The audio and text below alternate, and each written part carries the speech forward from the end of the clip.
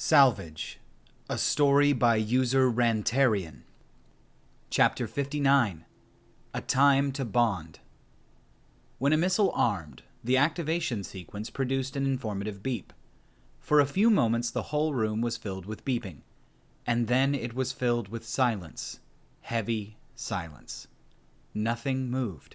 They were waiting for the other shoe to drop.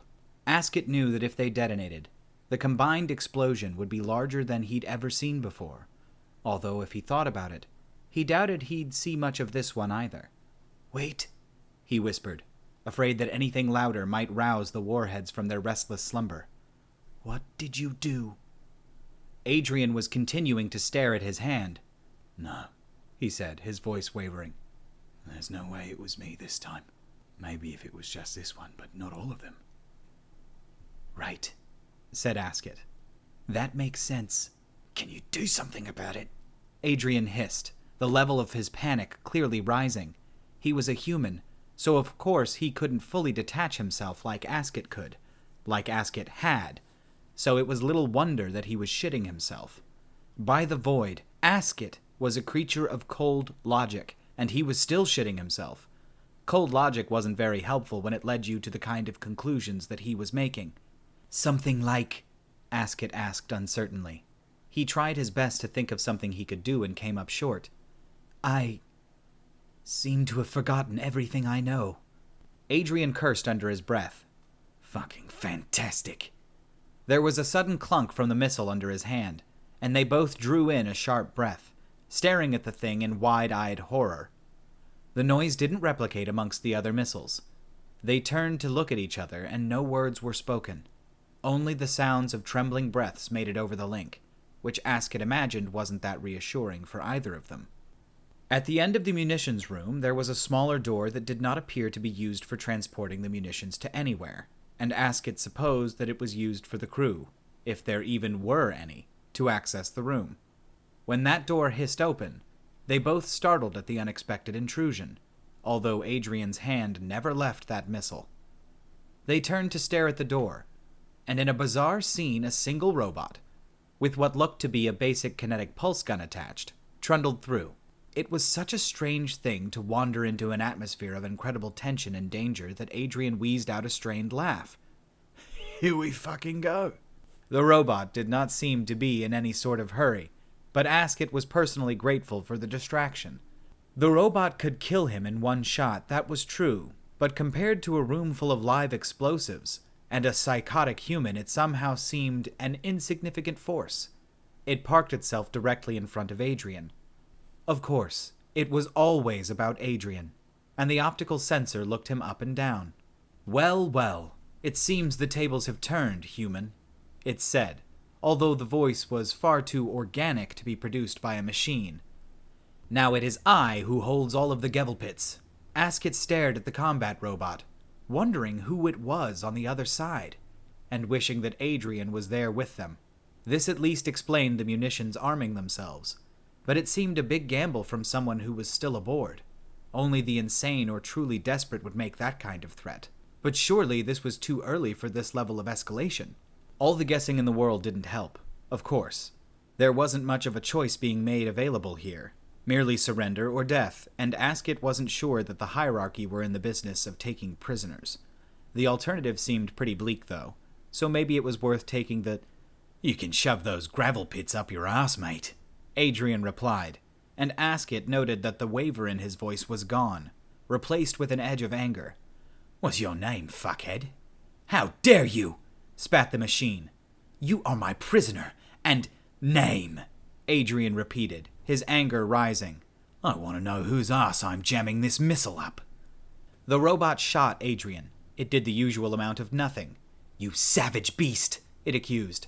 "How dare you address me in that way? I am 13, for all the good the knowledge will do you." Adrian whispered a quick message. "Do you think, mate? I'm distracting this asshole." "Right," Askett whispered back. He looked around for a hiding place, and of course the only possibilities were behind explosives. That didn't seem like the wisest of things to do, but it also seemed as though it was going to be that sort of day. "And you will listen to what I have to say," finished the robot. Whoever was on the other end of it had just become extremely angry, and Askett wondered if it had been wise to infuriate him. Surely they were in enough trouble without pissing him off. "It's time for the villain's exposition, is it?" Adrian asked, and not for the first time, Askett had no idea what in the void the human was talking about. "Alright, let's fucking get this over with. I don't have all day." "Even for a savage," Robo 13 seethed. "You are extraordinarily offensive. You are beyond infuriating, and I will take great pleasure." "Mr. Bond," Adrian interjected, "in taking you to pieces," Robo 13 finished. "I expect you to submit, or I'll be forced to locate any other survivors and perform the same process upon them." Askett didn't much like the sound of that, but the robot was clearly focused on Adrian, so he took his chance to sneak around into hiding where he could work. With Adrian taking care of the talking, something that Askett never thought he'd be truly grateful for, the tension had been cut enough for Askett to remember just what it was that he could do, and he started to do it. "I don't think you'll do that," Adrian replied cold and hard. "I think that you'll be too dead to try it. And do you know what else I think, Mr. 13? Robo 13 hesitated. "What do you think?" Askett nearly glanced up at that. Had he heard actual fear in Robo 13's voice? How was he being intimidated when he was the one who controlled the munitions, the ship, and their fate? He wasn't even in the same room. But there were better things for his attention to be focused on. The munitions were wirelessly connecting to the weapons system. Before he'd edited their systems manually to get them to recognize him as their controller. But that wasn't an option here. He needed to get them all at once, and fortunately, it wouldn't take that much effort to spoof them into thinking his little datapad was the weapons system instead. "I think you're afraid," Adrian told the robot. "I think you know that something like a little explosion won't stop me." This is enough explosive power to destroy this entire ship," Robo 13 protested, his own anger growing. "It'll certainly take care of a human, even an exceptional one." Askett smiled wickedly to himself as the munitions began prompting him for further commands.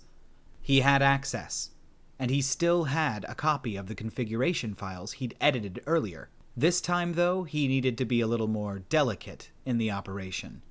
Just a little more time. "Thank you for the compliment," Adrian said. "Not every day I get called exceptional." "I wasn't intending to compliment you," Robo 13 snapped. "It was a statement of simple fact." The configuration files looked as though they were written by a Cortai. That was good news.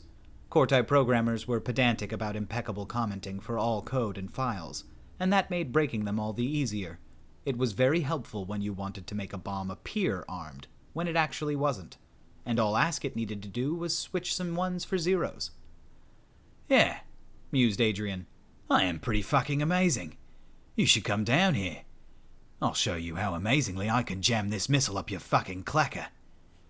"I decline," hissed Robo 13, and, "Aha! It seems that you've run out of time for this little diversion. I'll have you know that I've transmitted a backup of my mind to Central, and I want you to know that while my body may die, I will live on. I just needed to keep you down here for long enough to finish the job, and now I can finally throw everything I've got at you." Askett distributed the files to the munitions, and as per their programming, they began to reboot. But they didn't beep. They didn't do anything except look just as deadly as they had before. "Job's done," he whispered over the link. "You owe me." "I'd like to see you do it," Adrian continued, not giving any outward indication of having heard. "Why not do it then? Blow us all to pieces." You're insane," Robo 13 spat. "But as you demand it, I will comply." There was a pause. "Nothing happened," Robo 13 said in confusion, apparently speaking to itself. "Oh, something happened, fuckface," Adrian replied, removing his hand from the missile and picking up his pipe. "The fucking game just changed." 13 had disconnected from the sentry as the human had begun to destroy it, completely ignoring the kinetic pulse shots that would have killed any other species. He was utterly horrified and rendered almost catatonic at the turn of events. He had thought it had all been going so well. He had used the weapons to pin down the human and its Kortai companion, and had distracted them for long enough to ensure his backup completed. But the human had been so incredibly infuriating, so unutterably obnoxious that 13 had made the mistake of forgetting about the Kortai. That mistake had cost him dearly. Now he took stock of the situation, and he didn't see this ending without an extremely unpleasant demise.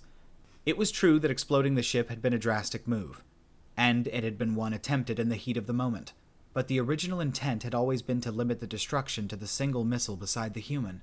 The rest had simply been an enormous bluff that, now that he actually thought about it, may have been obviously excessive. That was another mistake that had cost him dearly.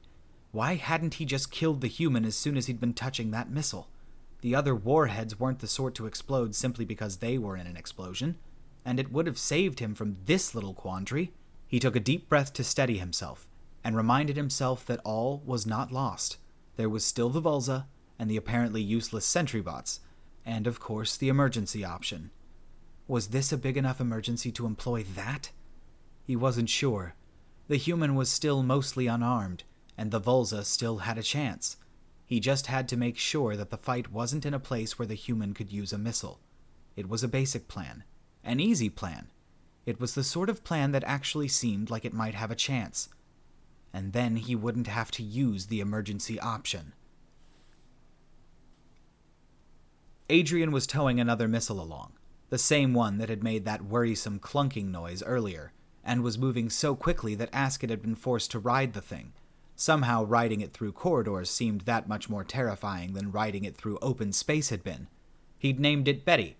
Apparently it was another Flintstones reference, whatever that was, and had informed Asket that he was hoping to make good on his promises to the mysterious 13. Asket wasn't really sure how an object this large could be inserted into an anal cavity, but a small part of him was morbidly curious. He was also beginning to worry about the human's state of mind. Adrian normally calmed down after destroying whatever had pissed him off, but right now his anger only seemed to be growing, and Asket worried that the human might actually have finally broken. He had just been attacked by 3 sentry bots at once, and had proceeded to use one as a bludgeoning instrument against the others, laughing madly as he brought them together in a shattering of metal and polymer. "Adrian," he ventured carefully, "are you all right? You seem terrifying." "Sorry, mate," came the terse reply. "Need to keep pumped. That fucking cyber dildo is around here somewhere, and I need to be ready to take it out." "You mean the cyber Volsa?" Asket asked. "You're probably right. 13 must know we're coming for him."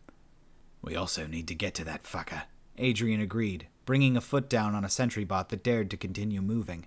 It stopped after that. "If I were him, I'd be trying to escape," Asket pondered. "Surely he'd be getting to a life pod." "You heard him," Adrian said, continuing on his way. Asket wasn't sure how the human knew which way he was going, or if he was equally as lost as Asket himself, but he didn't seem to hesitate or show any sign of being turned around. "He already escaped. Sent a copy of his fucking brain back to HQ. So as far as we know, he's got no stake in keeping this ship in one piece. For all we know, he started the self-destruct to blow us all to fucking hell." Asket blinked. "A self-destruct to what?" "You guys don't have those either?" Adrian asked. "Good to know." "We have self-destruct systems," Asket said, "but they only false-fire the FTL to disintegrate the structure.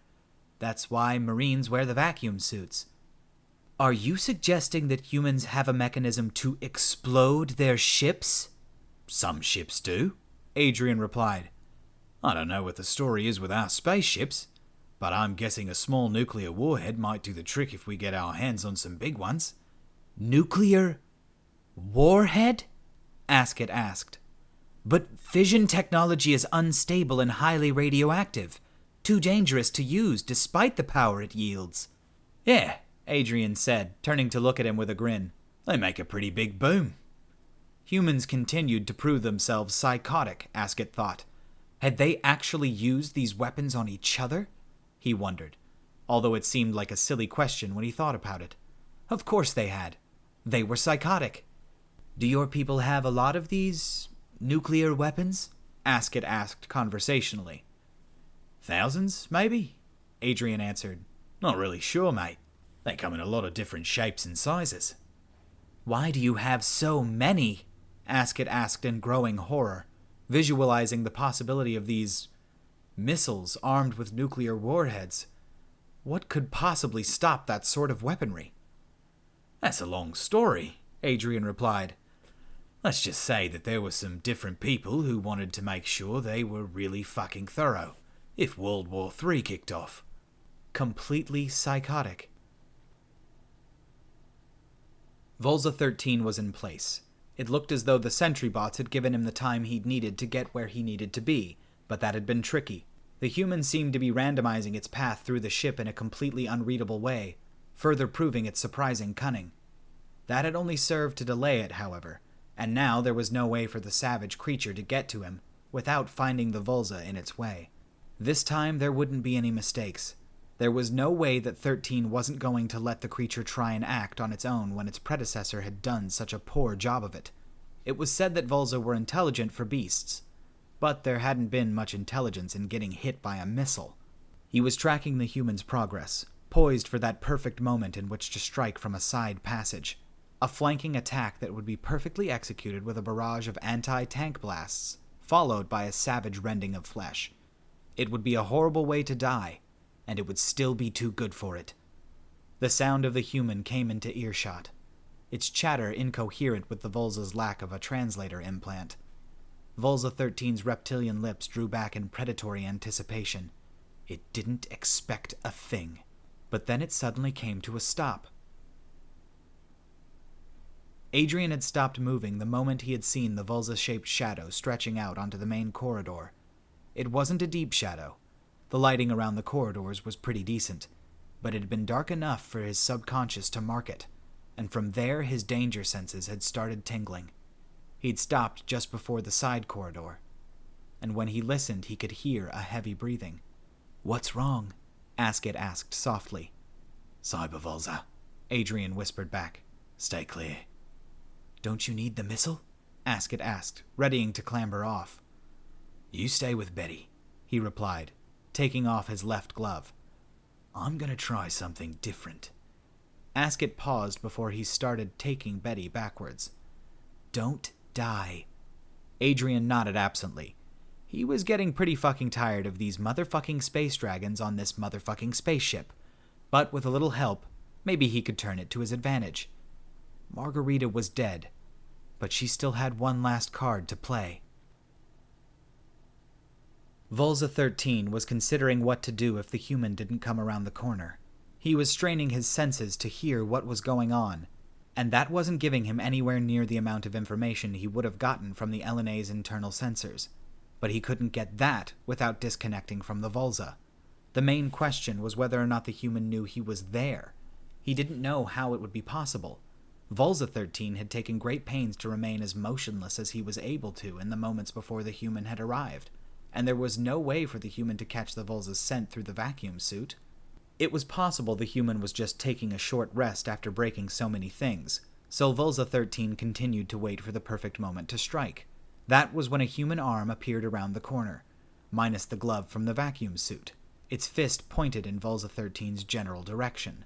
The brief moment during which Volsa 13 considered whether to try shooting such a small target passed quickly, and was ended by the agony of lasers being shot into both of its eyes. 13 was very glad that the link did not transmit the pain itself, only the indication that the Volsa was experiencing it. It was, however, experiencing a lot of it. The Volsa's body recoiled instinctively, reacting to the pain and to the sudden blindness that had darkened its world. 13 drove the control unit with all he could to try and get its thrashing under control, but he didn't get long. Something hard and metallic hit the Volsa in the side of the head, knocking all of the sense out of it and disrupting 13's control. Then it hit it again, and the Volsa was out. Even with a control unit, there'd be little 13 could do to get it back into the fight now that its senses were so addled, and he sat in the darkness of its mind for a while. There was nothing more for it, he realized. He had to deploy the emergency option after all. "Take a picture," Adrian said, one foot atop the fallen Volsa and the metal pipe over his shoulder. He had taken his helmet off for the request, and was grinning like some sort of idiot. Asket obliged without argument. It wasn't every day someone subdued a Volsa after all, especially not with something as basic as a metal pipe to the head, even if it had managed to blind it first with the Bond watch. Good picture, Asket replied. Maybe you can hang it on your wall, assuming you ever get a wall. Adrian grinned. Good man. Now, help me figure out what we can do with this thing. Kill it? Asket suggested. I'm not sure what else you could be suggesting. This thing was here, laying in wait for us, Adrian explained. It was definitely under some kind of control. Can you imagine getting one of these snarling fuckers to do anything you told it to otherwise? Asket couldn't, and he inspected the fallen beast more closely. There was a lot of graphs there, weapons mostly, but also some sort of harness that only looked like armor. There had also been something done to its skull. He checked his datapad for network devices and found one. It's got a computer inside of it, he said. It's broadcasting as Volsa 2. I can probably take control of it. And I have taken control of it. It doesn't even have a name? Adrian asked. Let's go with Barney. Renaming the Volsa as Barney, Asket replied. He wasn't even going to try passing comment on this one. And in any case, the man who beat the Volsa should be able to call it whatever he liked. What would you like Barney to do? Adrian sat down atop the Volsa. I think I'd like him to take us to his leader. All right, guys, that's going to do it for this one today. Thank you so much for being here with me. I do appreciate you. It's going to take me a little bit to edit this one, so yeah. I will talk to you all in the next one. Bye!